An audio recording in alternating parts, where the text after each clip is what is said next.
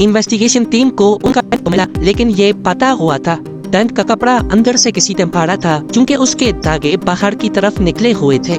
ऐसा मालूम हो रहा था कि अंदर मौजूद हाइकर्स डर के मारे टेंट फाड़ कर भागे हैं। कुछ फुटप्रिंट्स भी देखे गए। जूतों और नंगे पांव के निशानात बर्फ में छपे हुए थे। हाइकर्स का कैमरा और उसमें मौजूद कुछ अजीब फोटोग्राफ्स भी मिली, लेकिन पूरी क्रिमिनल इन्वेस्टिगेशन, फोटोग्राफ्स और रजिस्टर में हुई हर दिन की एंट्री होने के बावजूद ये केस पिछले 65 सालों से सॉल्व नहीं हो सका। ये कहानी है माउंटेन ऑफ द डेड की और इस हादसे को ड्याटलोव पास इंसिडेंट के नाम से याद किया जाता है। 65 साल से मिस्ट्री बना हुआ ये केस जो आज तक न सुलझ सका, आखिर उसकी हकीकत है क्या? उन 9 लोगों के साथ आखिर ऐसा क्या भयानक और खौफनाक हुआ था जो आज तक कोई न जान सका? जानेंगे इस वीडियो में। अस्सलाम वालेकुम, मेरा नाम है सिकंदर खालिद और आप देख रहे हैं SK डॉक्यूमेंट्रीज एंड स्टोरीज। नाज़रीन, 23 जनवरी 1959 की सुबह को हाइकिंग टीम के 10 लोगों ने ट्रेन पकड़ी और साइबेरिया के यूरल माउंटेन रेंज की तरफ निकल पड़े। इस ग्रुप में 8 लड़के और 2 लड़कियां थी, जिनमें इगोर ड्याटलोव उनका ग्रुप लीडर था। इन्होंने अपने साथ एक रजिस्टर रखा हुआ था जिसमें पल पल की खबरें लिखी जा रही थी। ट्रेन के सफर के दौरान ग्रुप लीडर इगोर ड्याटलोव ने रजिस्टर में एंट्री की, जिसकी ट्रांसलेशन है, मुझे हैरानी है कि इस सफर में कौन सी नई चीज हमारा इंतजार कर रही है, क्या कुछ नया होने वाला है। अगले कुछ दिनों तक ग्रुप ने रेन, बस, ट्रक और घोड़े पर सफर किया और आखिरकार वो पैदल और अपनी स्कीज पर आगे बढ़ना शुरू हुए। 28 जनवरी को यूरी यूडेन नामी एक हाइकर की तबीयत बिगड़ गई और उसने वापस जाने का फैसला किया, जबकि बाकी 9 हाइकर्स ने प्लान को आगे कंटिन्यू किया। ये उस लम्हे की फोटोज हैं जब यूरी अपने 9 साथियों से अलग हो रहा था, लेकिन क्या मालूम था उसको कि आज के दिन ये उनको आखिरी बार देख रहा है। 9 लोगों के ग्रुप ने अपना सफर बर्फीली वादियों में जारी रखा और डायरी के साथ साथ कैमरों का इस्तेमाल करके सभी लम्हों को डॉक्यूमेंट करना शुरू किया। मिलने वाली फोटोज और रजिस्टर एंट्रीज में जो कुछ लिखा था वो अभी तक तो बिल्कुल नॉर्मल लग रहा था।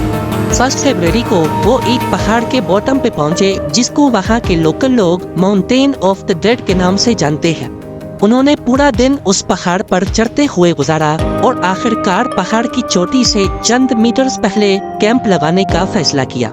ये वो चंद आखिरी तस्वीरें हैं जो उनके कैमरे से मिली, और उसी वक्त जो रजिस्टर में आखिरी एंट्री हुई उसमें जो लिखा था उसकी ट्रांसलेशन है, इंसानी बस्तियों से सैकड़ों किलोमीटर दूर तेज हवाओं के साथ पहाड़ों पर इस तरह के सुकून का तस्वुर करना भी मुश्किल है। यहाँ तक जो कुछ हुआ वो सब कुछ उनके रजिस्टर में लिखा हुआ मिला, लेकिन इसके बाद क्या हुआ ये किसी को भी मालूम नहीं। इस एक्सपीडिशन में इनको टोटल 16 दिन लगने थे। वो पीछे अपने दोस्तों और फैमिली मेंबर्स को ये बताकर निकले थे कि वापस नीचे आकर टेलीग्राफ के जरिए अपनी खैरियत की इत्तला देंगे। रिश्तेदारों और दोस्तों के लिए परेशानी बढ़ती जा रही थी, क्योंकि 16 दिनों को गुजरे भी 15 रोज बीत चुके थे, लेकिन ना ही ग्रुप लीडर ड्याटलोव या किसी भी ग्रुप मेंबर की कोई खबर आई।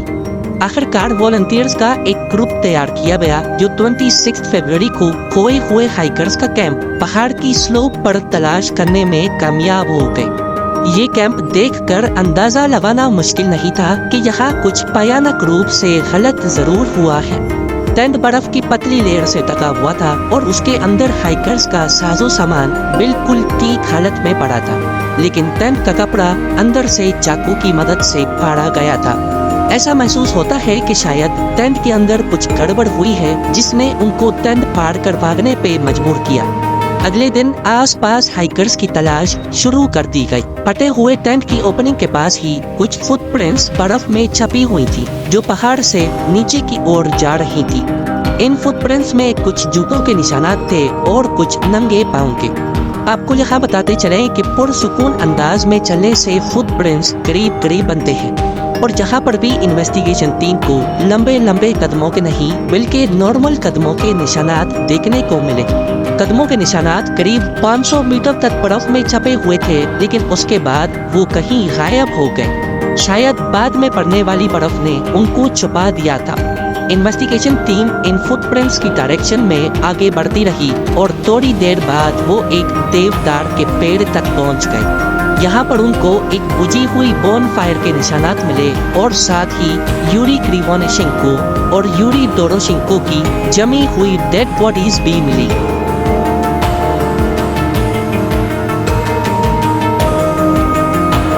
नौ हाइकर्स की लाशें ढूंढने में अगले 2 महीने लग गए।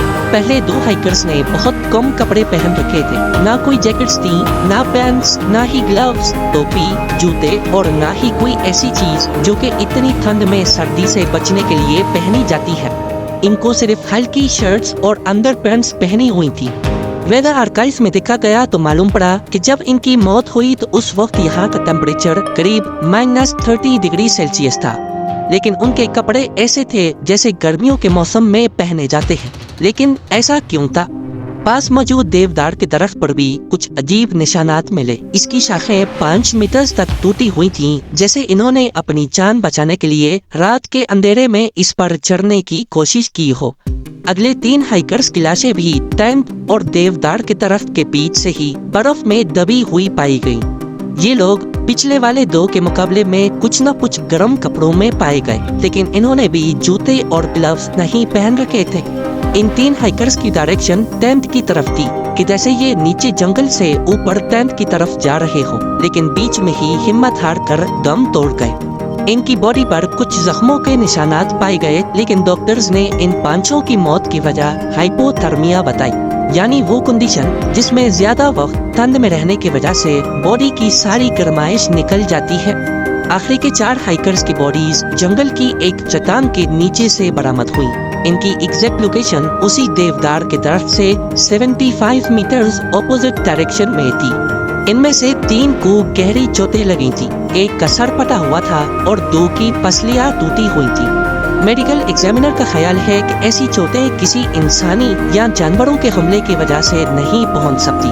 उनका ख्याल है कि ये किसी ऊंची जगह से गिरे हैं। जानवर के हमले का नाम इस वजह से लिया गया क्योंकि इनमें से 2 जनों की आंखें निकली हुई थीं और लड़की की जबान गायब थी। सबसे हैरानी की बात ये थी कि क्राइम सीन से मिलने वाली 2 टी-शर्ट्स और 1 पैंट ऐसी थी जिस पर रेडियो एक्टिव मटेरियल लगा हुआ था।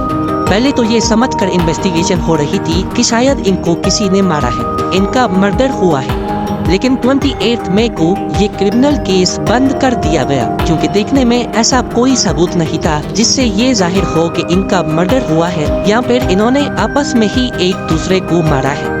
तो आखिर इन 9 लोगों के साथ हुआ क्या था? टेंट का दरवाजा छोड़कर उसको फाड़ कर बाहर निकलने का क्या मतलब है?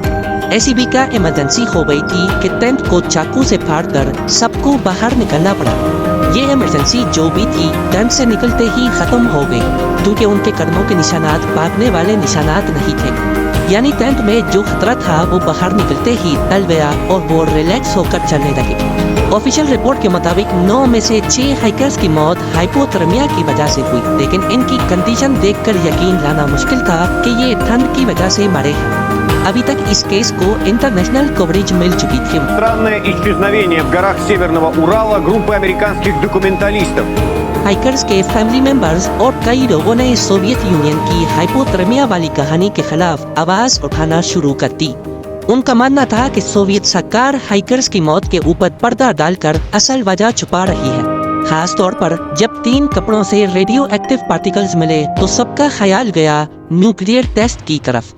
ये सोवियत यूनियन और अमेरिका के दरमियान कोल्ड वॉर का दौर था और सिर्फ चंद साल पहले ही अमेरिका ने हिरोशिमा और नागासाकी पर न्यूक्लियर बॉम्ब्स गिराकर दुनिया को अपनी ताकत की एक झलक दिखाई थी।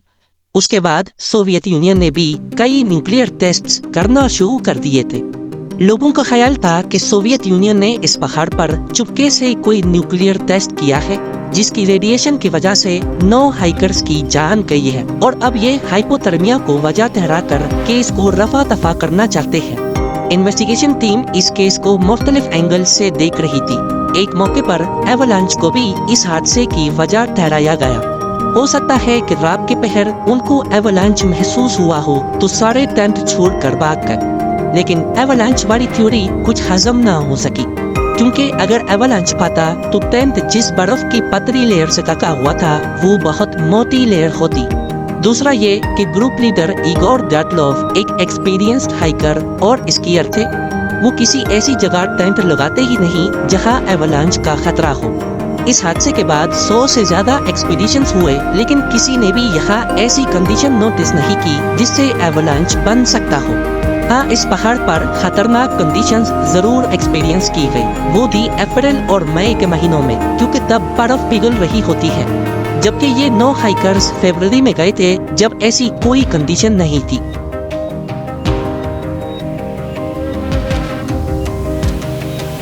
ये है एक हाइकर के कैमरा से खींची गई सबसे आखिरी फोटो, जो उसी रात को खींची गई थी जब ये हादसा हुआ था। तब ऐसा मालूम होता है कि ये किसी लाइट की फोटो है, जो अंधेरे में कैमरा का लेंस सही से फोकस नहीं कर पाया। इस फोटो की वजह से नई थ्योरीज जन्म लेने लगी।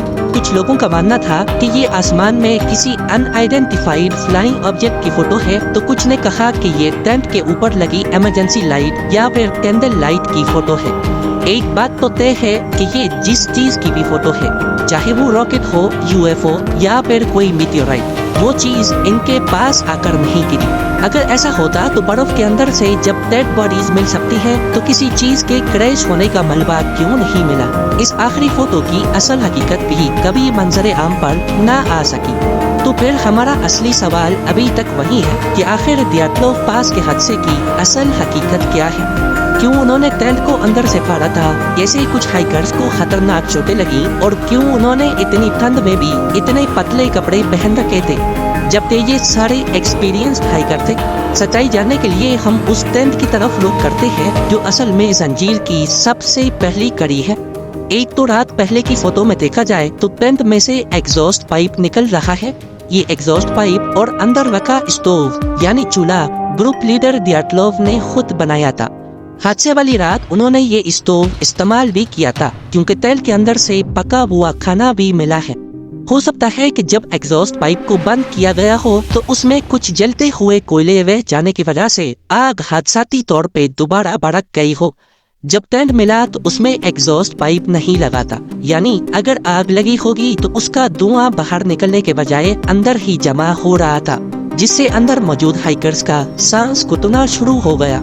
यही एक वजह समझ आ रही है कि उनसे धुआं कंट्रोल नहीं हुआ और वो फौरन टेंट को फाड़कर बाहर निकल आए। इस थ्योरी को प्रूव करने के लिए एविडेंस भी मौजूद है, क्योंकि हाइकर्स के जिस्म और कपड़ों पर जलने के निशानात भी पाए जा चुके हैं और कुछ के मुंह से खून भी निकला हुआ था। आपको यहाँ बताते चले कि खांसी के साथ खून के आने की एक वजह बहुत ज्यादा अनफिल्टर्ड धुएं को इनहेल करना है। बाहर निकलने के बाद ये आराम आराम से चलकर अपने लिए शेल्टर तलाश करने लगे। कुछ हाइकर्स बगैर गर्म कपड़ों के टेंट से निकले थे। शेल्टर की एक जगह इनको पहले से मालूम थी, इसीलिए वो नीचे पेड़ों के पास चले गए। वहाँ एक बोनफायर स्टार्ट की, जिसके बुझे हुए कोयले देवदार के दरख्त के साथ इन्वेस्टिगेशन टीम को भी मिले थे। 4 हाइकर्स जिन्होंने ज्यादा कपड़े पहन रखे थे वो जंगल में लकड़ियाँ तलाश करने के लिए थोड़ा और डीप चले गए। वहाँ चट्टान पर एक छोटा एवलांच ट्रिगर हुआ और वो नीचे पत्थरों में जा गिरे। चट्टान से गिरने की वजह से इनको खतरनाक चोटें लगी, सर फट गया, पसलियां टूट गईं और चेस्ट में इंटरनल ब्लीडिंग भी शुरू हो गई। 2 हाइकर्स जिन्होंने कम कपड़े पहन रखे थे वो देवदार के दरख्त के पास ही मौजूद थे। बचे हुए 3 हाइकर्स वापस टेंट की तरफ चलते हुए एग्जॉस्ट होकर वहीं फ्रीज हो गए, जबकि बोनफायर के साथ बैठे 2 हाइकर्स भी बुझी हुई आग की वजह से फ्रीज होकर दम तोड़ गए। रही बात रेडियो एक्टिव पार्टिकल्स की, तो आपको बताते चले कि हर चीज थोड़ी बहुत रेडियो एक्टिव होती है, लेकिन ये कपड़े जरूरत से ज्यादा रेडियो एक्टिव थे। ग्रुप का एक मेंबर अलेक्जेंडर कोलिवादोव पहले एक न्यूक्लियर फैसिलिटी में जॉब करता था और जॉर्ज क्रिवानोशेंकोव एक top secret Soviet nuclear production plant में काम करता था। मिलने वाले रेडियो एक्टिव कपड़े इन दोनों हाइकर्स के ही थे, जबकि बाकी सबके कपड़ों से नॉर्मल क्वांटिटी में रेडियो एक्टिव एलिमेंट्स मिले। और वो हाइकर्स जिनके बॉडी पार्ट्स मिसिंग थे, हो सकता है जब उनको चोटें लगी और वो अपनी जिंदगी की बाजी लड़ रहे थे तब उन पर जंगली जानवरों ने हमला किया हो। اس حادثے کو آج 65 سال گزر چکے ہیں۔ 10 ممبرز کے گروپ میں سے صرف یوری یوڈین بچے تھے جنہوں نے ایکسپیڈیشن کو طبیعت خراب ہونے کی وجہ سے چھوڑا تھا۔ ان کی نیچرل موت 76 ایئرز کی ایج میں 27 اپریل 2013 کو ہوئی۔ کانٹینٹ اچھا لگنے کی صورت میں ہمارے اس چینل SK ڈاکومنٹری اسٹوریز کو سبسکرائب کریں، لائک کریں، دوستوں کے ساتھ شیئر کریں۔ اللہ حافظ۔